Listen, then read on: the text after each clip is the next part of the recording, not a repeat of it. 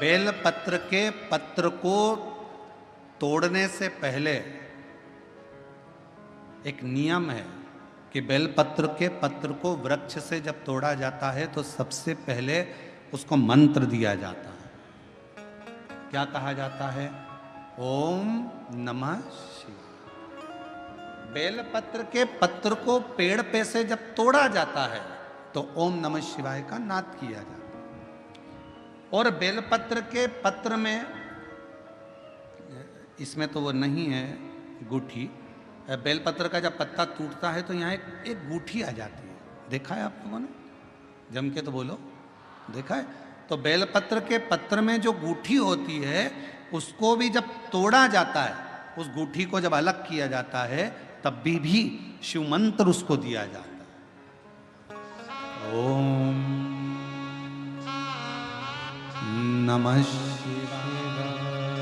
ओम नमः शिवाय।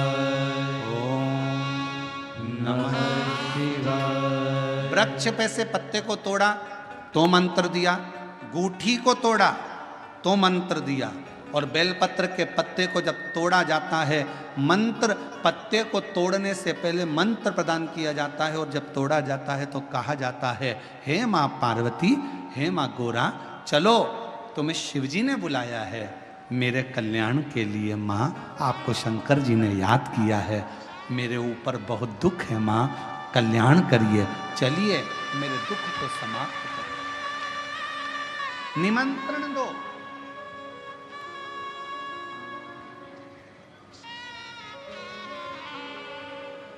पहले नंबर पर क्या देना है बेलपत्र के पत्र को तोड़ने से पहले? जम के बोलो, मंत्र। दूसरे नंबर पर क्या देना है बेलपत्र के पत्र को चलने का? जम के बोलो, निमंत्रण। मां पार्वती जी से कहो, हे मां गोरा, हे मां पार्वती, हे मां चलिए, आपको शिव जी ने याद किया है। मां, हे मां पार्वती, हे मां गोरा, मेरे कल्याण के लिए, मेरे दुख को दूर करने के लिए, मेरी तकलीफों को हरने के लिए, हे माँ गोरा, मेरे कष्ट को समाप्त करने के लिए, माँ गोरा, मेरा भंडार भरने के लिए आपको शिव जी ने याद किया है, निमंत्रण दो।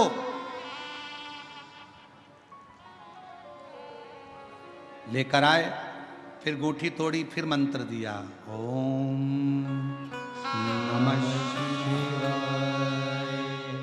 नमः शिवाय, नमः शिवाय। अब गुरुजी ने पूछा कि तुमने मंत्र दिया? नहीं। तुमने निमंत्रण दिया? नहीं।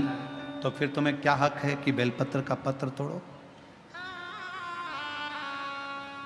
शिव महापुराण की कथा तो कितनी बड़ी बात कहती है, बेल पत्र के पत्र को सीधे पेड़ में से तोड़ कर लेकर आना चाहिए।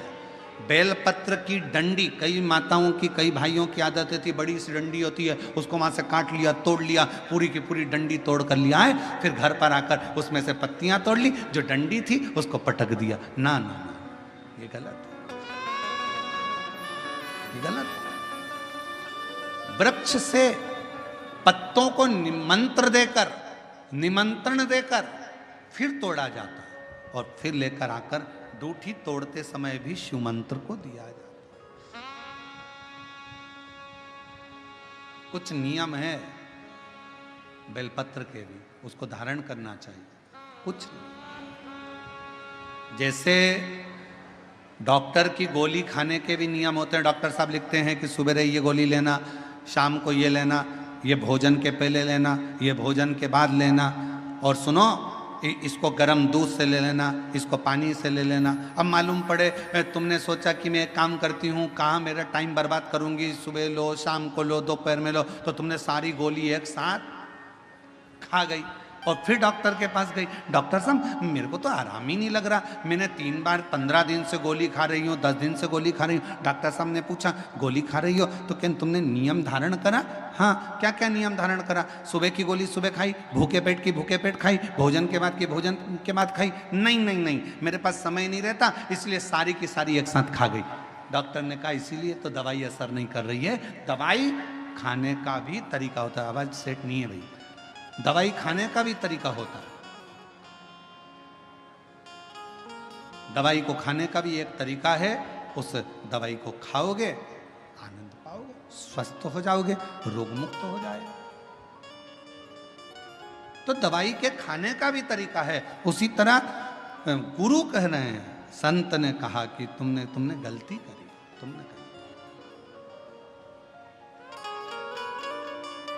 पहले मंत्र दो, फिर से बोलो, पहले मंत्र, फिर निमंत्रण, फिर दूठी तोड़ते समय, फिर मंत्र, फिर ओम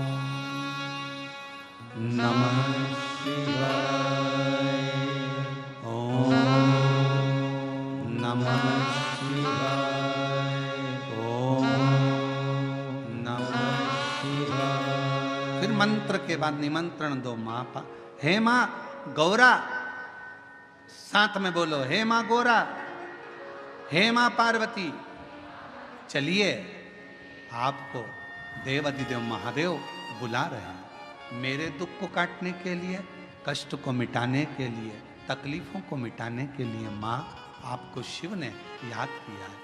पत्र लेकर फिर शिव के पास चले।